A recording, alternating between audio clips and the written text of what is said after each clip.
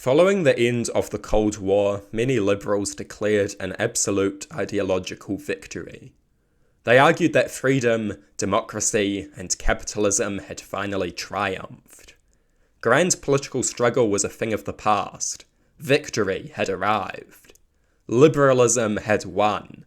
Freedom, democracy, and capitalism would gradually consume the world. The political struggle was over. As Francis Fukuyama notoriously stated, it was the end of history. And from that moment, that great peak, liberalism declined. Freedom and democracy increasingly came under attack. Russia re-emerged as an antagonistic and aggressive autocracy. A dictatorial and illiberal China became a world power. Perhaps most importantly, the ideals of liberalism began to lose support within their own territory. The United States of America, the great bastion of liberalism, the people increasingly abandoned liberalism. They turned to an illiberal president, Donald Trump, an opponent of both freedom and democracy, a man hostile towards both freedom and democracy. 30 years ago, liberalism sat at the top of the world. And then began the decline, and now it lies in tatters. The strong advocates and the true believers are fewer and fewer. People adopt different worldviews on both the left and the right. The day of liberalism appears to be coming to an end. But why? Because 30 years ago, liberalism made the ultimate mistake. In declaring its absolute victory, it sapped itself of the will to conflict that was its life force.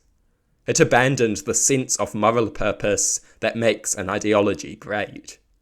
A worldview must provide a sense of moral struggle. A sense of moral struggle is a source of meaning and purpose.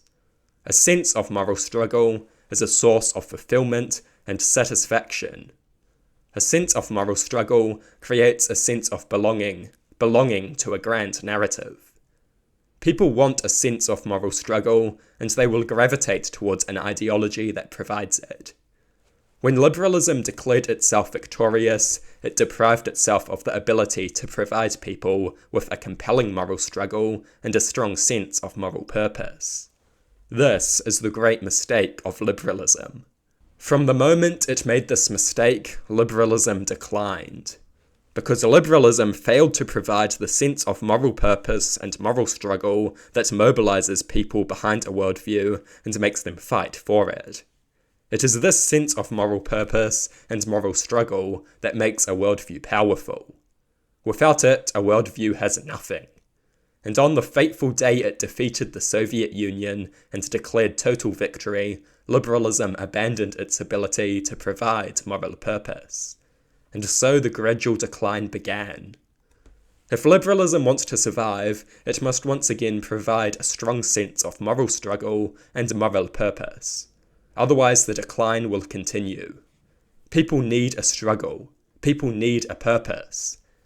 A worldview that declares an end to the struggle declares an end to its own dominance. It abandons the very thing that made it so powerful, the ability to provide a moral purpose. A huge mistake. A mistake that destroyed much of the energy behind liberalism.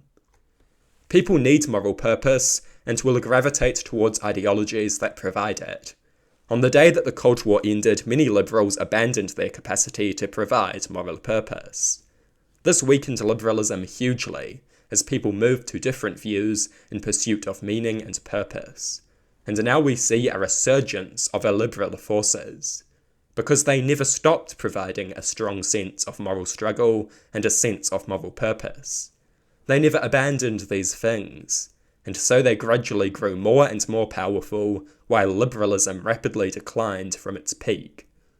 Liberalism has made a huge mistake. The speed with which liberals can recognize and address this mistake will define our age. Liberalism is about to face the fight of its life.